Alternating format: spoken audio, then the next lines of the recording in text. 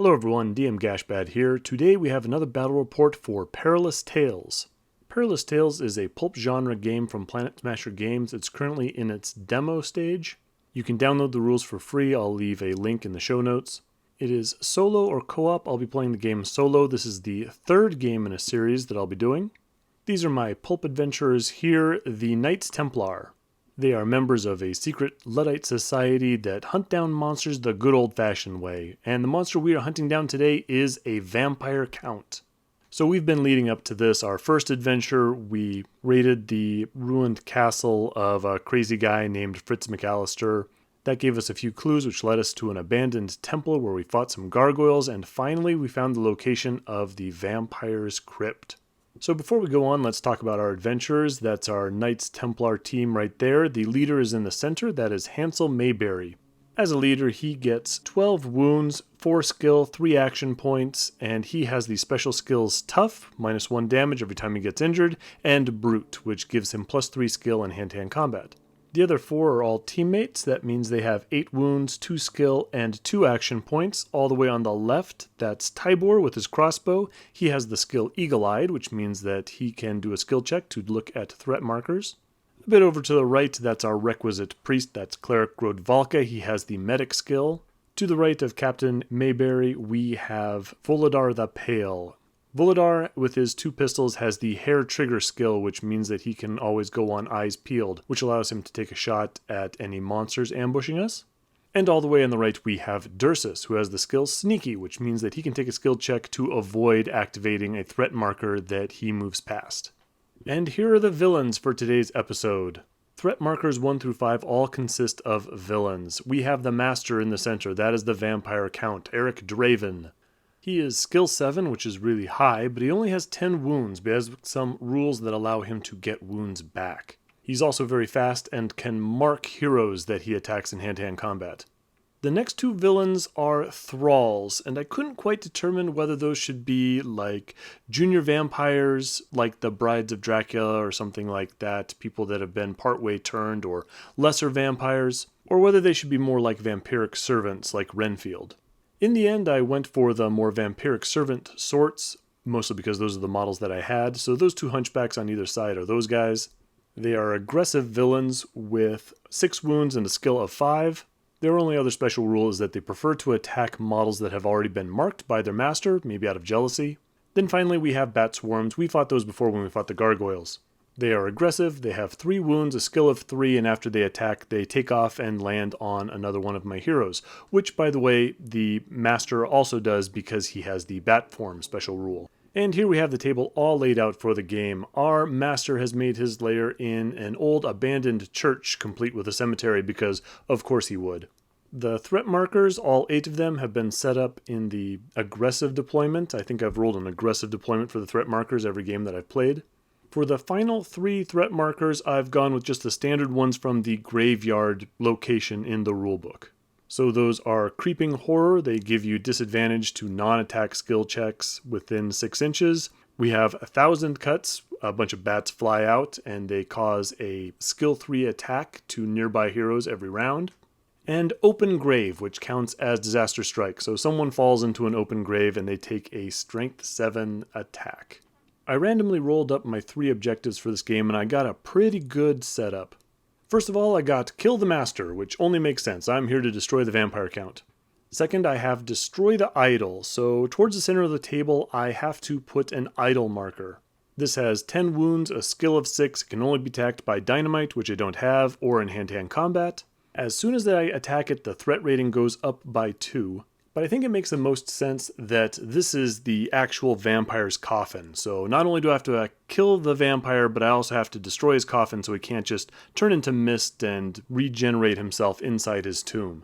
Sadly, I don't have a separate coffin or tomb terrain piece, but I did have this ruined church building with a tomb inside of it. So I'm going to use the tomb inside that church piece. I'm going to put that in the center of the table, and I'm going to call that the idol marker. I also randomly choose 1 threat marker, and that goes directly behind the idol. I also got Call for Rescue, so as soon as I do this, I want to get out of here. A radio marker goes on the villainous half of the table, within 9 inches of their table edge. If I interact with this, I've called for rescue. 2 minions will show up near a random hero, but when the threat level gets to be 4 higher than it currently is, or to threat level 10, then the rescue shows up and anyone who's still alive gets scooped up by the Knights Templar black helicopters. So I don't think there's really any point in being too sneaky here. I put all my guys in the center. I'm just going to try and move up the board, revealing threat markers, hopefully 1 or 2 at a time. Slowly make my way to that idol, that tomb in the center of the table, smash that apart, and if I can, send someone off to call for the rescue. So with all that sorted out, let's go to the first turn. Heroes get the first turn in this game because of course we're heroes, so I am going to start off with Tybor. I'm going to use Tybor's eagle-eyed skill. What I'd really like to see is that threat marker right behind the tomb, because that's right where I'm going. Unfortunately, he can't quite see it. So instead, he's going to try and take a peek at the one immediately to the left. He is within an inch of another character, so he can have a supported action, which means that he has advantage. He rolls 2 difficulty dice and chooses the lowest. Doesn't help him on his first attempt. He fails to find out what that threat marker is. He uses his second action to do the exact same thing, and he finds out that the threat marker is number 5, which is a bat swarm. So we found our first minion. We're going to go hunt it down. The next 2 activations are going to be Dursus and Grodvalka. They're going to both do the exact same thing. They're going to move up and go on Eyes Peeled. Voladar is also going to move up. He doesn't need to go on Eyes Peeled though because he has the hair trigger rule, which means that he always gets that after he activates. Instead, he's going to focus. That will give him advantage on his next skill check, which means that if he fires using Eyes Peeled, then it will cancel out the disadvantage that normally applies. Finally, Captain Mayberry is going to activate. He is also going to use Eyes Peeled. With his remaining 2 actions, he's going to move twice, which will bring him within 6 inches of that threat marker, and then the bat swarm springs out from ambush right in front of the captain. So it's the villainous phase, but before anything happens in the villainous phase, we get to resolve our Eyes Peeled attacks. First of all, I'm going to do Captain Mayberry's attack because he is right there with his sword.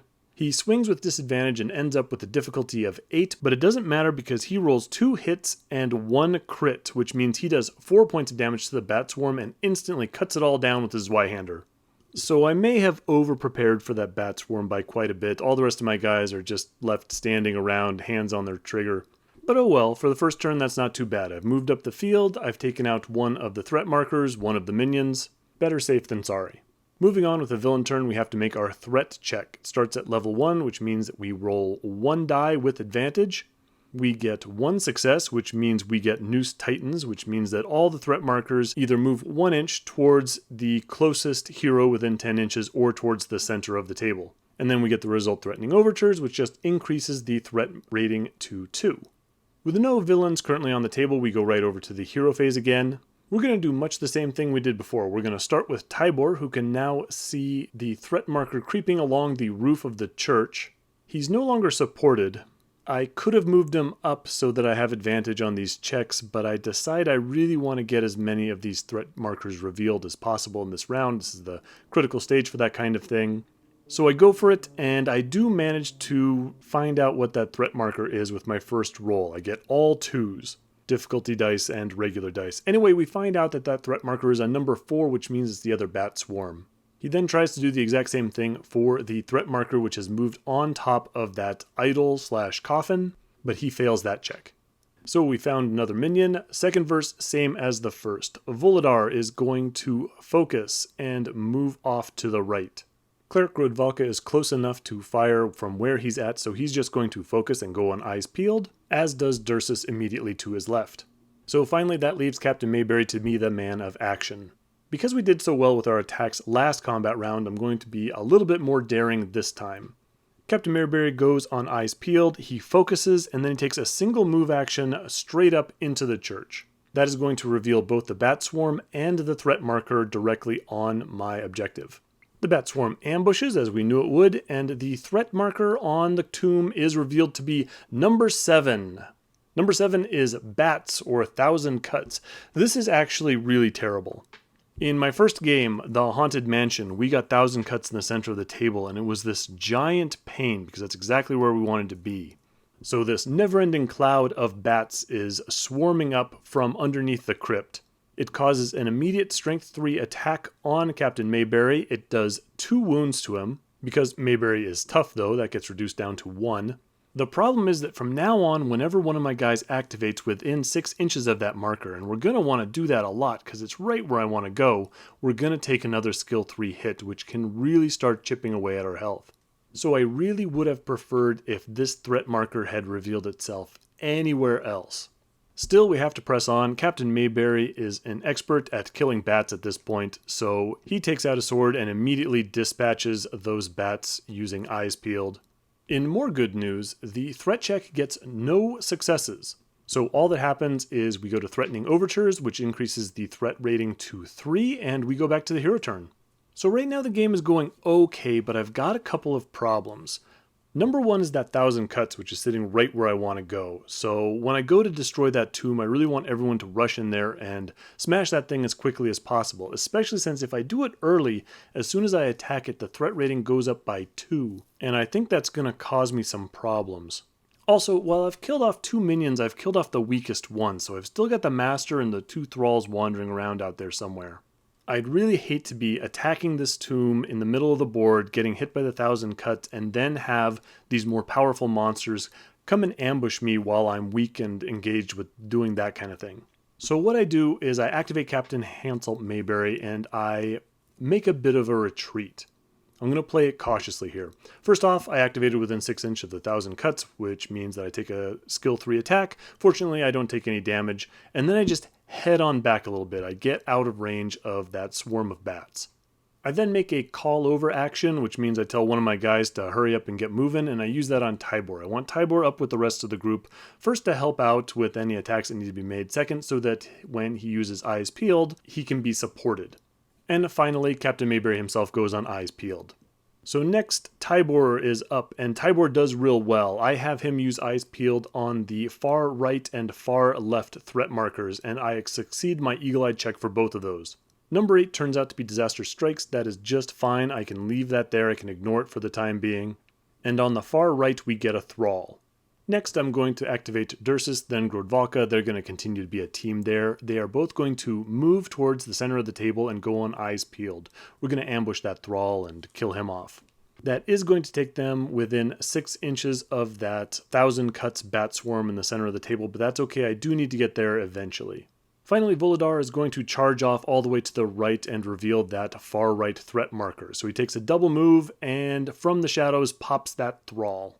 Now that Thrall has got lots of cover from my shooting, but that's okay because I'm already at disadvantage. You can't get disadvantaged twice, so it doesn't really make it any harder. First of all, Volodar is going to fire with his 2 pistols at this Thrall, charging at him with his spear. Unfortunately, he's going to miss. Grodvalka is up next. He's going to cast a holy fireball at the guy as he jumps around the tombstones. He's going to roll a crit, and so he's going to cause 2 points of damage. Dursus takes careful aim with his pistol and manages to hit twice, one of them being a crit for 3 damage, before Captain Mayberry finally finishes the guy off for the last point of damage. So killing a Thrall takes quite a bit more. They are a lot tougher than the bat swarms. Moving on with a villainous turn, we get 3 successes on the threat check. So we roll 1 success and a crit. So now we also get the Crawling Chaos result, which means everyone has to take a horror test. The good news is that most of my guys are bunched up, which means that they can all be supported in this check, except for Volodar off by himself on the right. The other good news is that anyone who fails will simply head back towards my table edge instead of away from a villain. So that hit makes me happy that I moved Tybor up with the rest of the group. The bad news is that even though they are supported, Tybor and Grodvalka both fail their horror checks and so head on away from my group, away from the idol, away from our objectives, and so that didn't help. It's just getting a little bit too spooky for them. So then the noose tightens, all the unrevealed threat markers creep forward a little bit, and Threatening Overtures raises up the threat level to 4. So back to the heroes, I'm going to start with Tybor again. Tybor gets his wits together and he moves up to rejoin some of the group. Then he uses Eagle-Eyed on the threat marker, creeping its way around the right-hand side of the church, and we find that it is number 3, which means that it's another Thrall. This master's being real cagey. It's hard for me to find this vampire count. I guess if he were easy to find, the Knights Templar would have done it long ago. So now there's only 2 threat markers that I don't know what they are. One of them is right behind the coffin. So that has got a 50% chance of being the vampire count. So I'm going to start moving like it is. Dursus is starting within the swarm of bats. He takes 2 points of damage, which is kind of a lot, and then he moves along to the left and goes on eyes peeled. I'm just kind of moving him over towards the radio, just planning for future turns, while also keeping a line of sight to that central area where I think the vampire count might appear. Grodvalka's failed horror check actually meant that he moved out of the range of the 1,000 cuts, so he's going to move back a little bit, at least he saved some damage. He's also going to go on Eyes Peeled. So now I have 2 characters left, Mayberry and Volodar. I could start with Volodar. I could move him up a touch, just get ready. He automatically goes on Eyes Peeled. The problem is if that central marker turns out not to be the vampire, then I've kind of wasted a turn with him. So instead I'm going to go straight on to Captain Mayberry. He is going to go on Eyes Peeled. He's going to focus to get rid of the disadvantage if he gets to make an attack. And then he's going to move up to reveal that threat marker.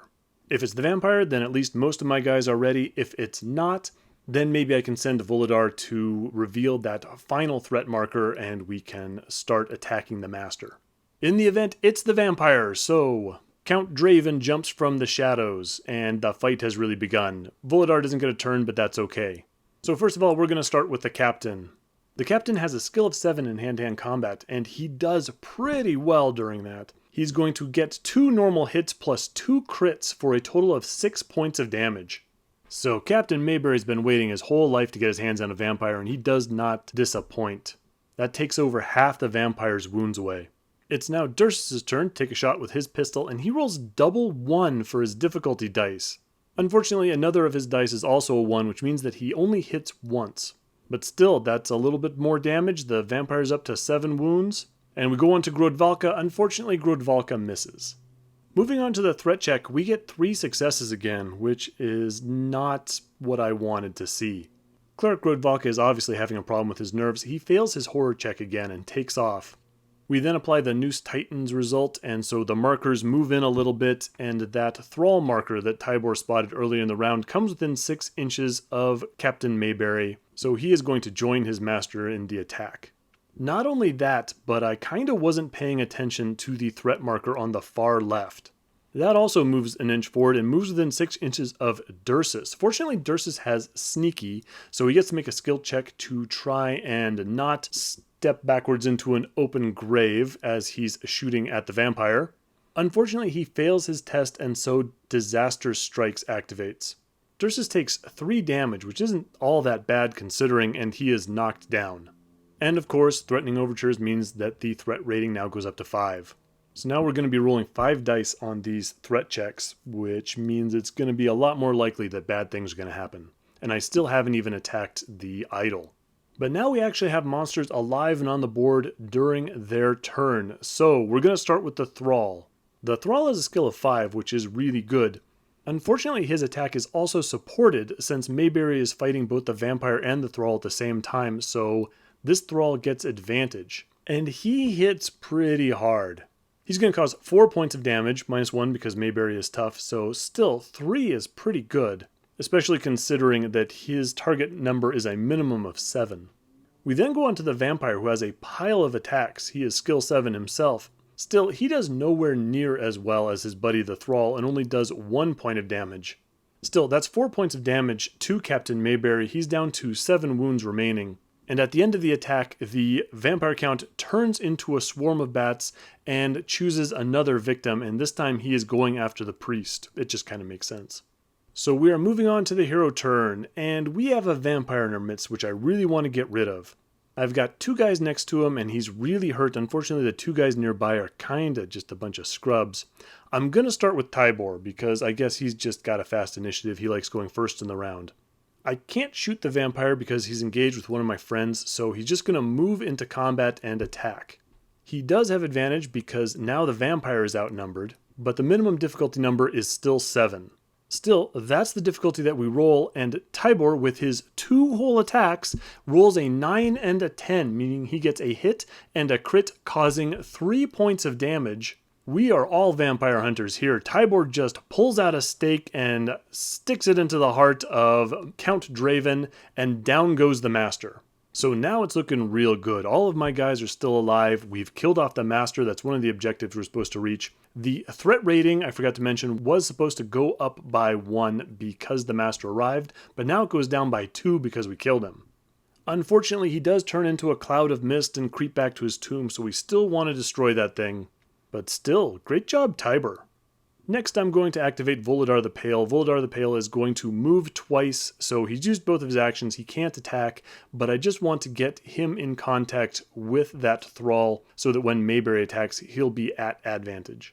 Also, I want Volodar up there just to get in on the action. I want him to attack that tomb when the time comes. Next, I'm going to activate Captain Mayberry. Captain Mayberry is going to call over Grodvalka. I want him close to Dursus. I want Grodvalka to use the medic skill on Dursus because there is a chance that when Dursus activates, being knocked down on the ground and within range of the 1,000 cuts, that he's just going to die. Before he does that, of course, he does get attacked by the skill 3 attack from the 1,000 cuts. That's going to cause 1 point of damage, again, taking into account his tough. So it's really chipping away at my guys here. But now I get to turn my attention to this Thrall. So I'm going to attack him. The Thrall is skill 5. I've got 7 dice to attack at advantage, but I roll double 9 for my difficulty, which means that I only cause 2 points of damage.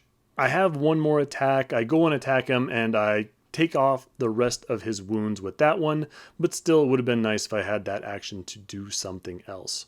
Still, Thrall's dead. Can't complain.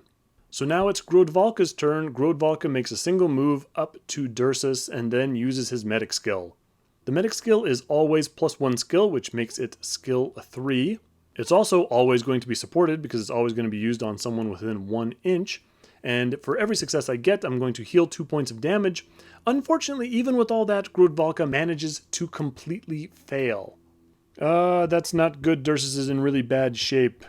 Between all the failed horror checks and this roll, you're not having a great game, Priest.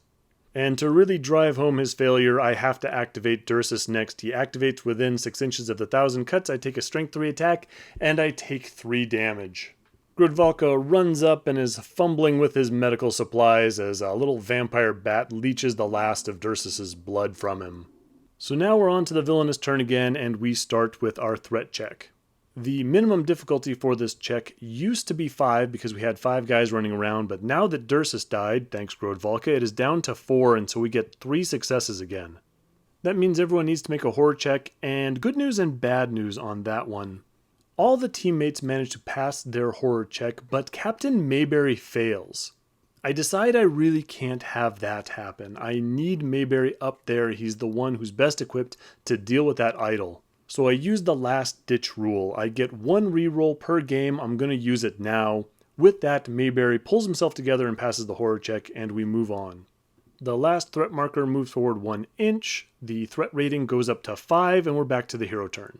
Captain Mayberry is going to start. He takes no damage from the 1,000 cuts, which is nice. He moves right up to the tomb. That does reveal the last threat marker, the creeping horror, so now all non-attack skill checks are at disadvantage. Doesn't matter, I don't actually see myself making many of those. So now I'm going to take a swing at this crypt. I've got a skill 7, it's only difficulty 6, and yet I only managed to do 1 point of damage to it. Still, that's okay, I've got another attack, I swing again, and again I roll like garbage. I only do another 2 points of damage. It's got a total of 10 health. This is not getting me where I need to go.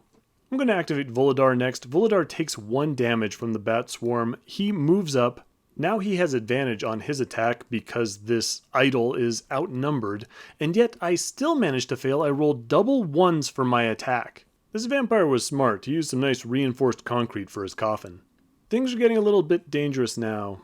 The threat rating has gone up to 7, so I need to start making some stuff happen. Grodvalka activates and manages to take no damage from the bat swarm. I guess they're all still busy drinking the blood from our dear departed Dursus. He is going to double move away from that whole mess and go to the radio. Finally, Tiber needs to make himself useful. He double moves over to the center of the table. It is the villainous turn, and we're rolling a lot of dice now. We get 5 successes. That means we get a From the Shadows result, so a random minion is going to leap out and attack the guy that's furthest from the rest of the team. That would be Grodvalka. So I randomly roll a minion. I've got 2 choices, the bat swarms or the thralls. Unfortunately, I get a thrall. We move on to Crawl and Chaos, and Tiber fails his horror check again. Some of my guys are definitely braver than others. There's no more threat markers to move. The threat rating goes up to 8. The Thrall then attacks Grodvalka and manages to do 2 points of damage. We're back to the Knights Templar turn, and I am going to start with Grodvalka. Grodvalka manages to successfully interact with the radio and call for help. The vampire is defeated, but things are looking a little dangerous. He also turns around and manages to bonk the thrall trying to stab him while he was talking on the phone for 2 points of damage. That's what you get for being so rude. Unfortunately, the radio really squawks when you activate it, and so it brings 2 minions onto the table. They're going to start 5 inches away from a random team member as close to the villainous table edge as possible. So randomly, I get Captain Mayberry and Tiber, so 2 random minions show up behind them. And again, unfortunately, I roll up more thralls. Would much prefer bat swarms. Next, we're going to activate Captain Mayberry. Captain Mayberry is going to continue to try and crack open this tomb so he can put a stake in this vampire and seal his fate for good. Our first swing is off to a good start because we roll a double 1 for difficulty. Now, the minimum difficulty is still 6, and so the rest of my roll is pure garbage. Of my 7 dice, only 2 of them are 6 or more. So I have to take another swing at this, use my second action. I am going to get 4 points of damage with my second action, which is better. But if you've been keeping track, that takes the damage on this thing up to 9. So I have to use my third and final action to swing at this thing again. And of course, on that attack, I do 8 points of damage. So I smash open the crypt, put a stake in the vampire's heart.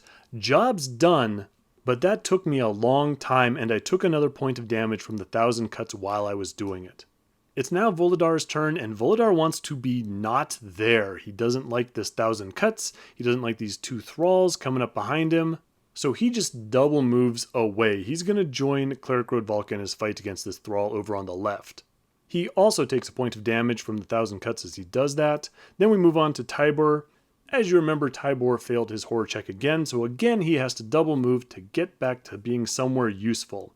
In this case, he hotfoots it over to the same location. We're all going to get evac from the same spot. So we're over to the villainous turn, and we do our threat check, and we get 4 successes, which is not great, but at least I'm not spawning any more minions. Unfortunately, that means everyone has to make horror tests, and Grodvalka fails it again. He can't run anywhere because he's engaged with this thrall, so instead he just falls down, trips on his robes, and topples over. The threat rating goes up to 9, so the mission's almost over, rescue's almost here. We just have to avoid getting stabbed to death by these thralls coming out from the woodwork. Speaking of thralls, the one fighting Grodvalka now has an easy target with him rolling around on the ground, yet somehow he really bombs his roll and manages to only do a single point of damage. He might be bad at healing and fighting, but at least he can take a punch. Unfortunately, that leaves Captain Mayberry left behind to deal with these 2 thralls. It shouldn't be too bad. He is still skill 7. They need 7s to hit him. The first thrall moves into range and does his attack, and with the 5 dice he gets, he causes 5 points of damage, -1 because Captain Mayberry is tough, does 4 points of damage, which is exactly enough to kill him. Mayberry was so focused on cracking open that tomb and destroying the vampire that he never saw this undead servant come up behind him with a club and just smash his brains in. I mean, I think his life goal is accomplished. I think he died happy, but still.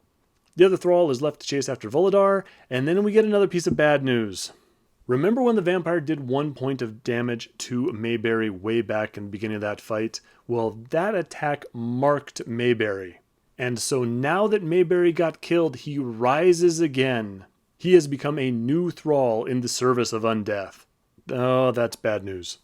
So we're back to the heroic turn, and we have some problems. Well, we've accomplished our main objectives. The threat rating is now through the roof, and we are being surrounded by these thralls.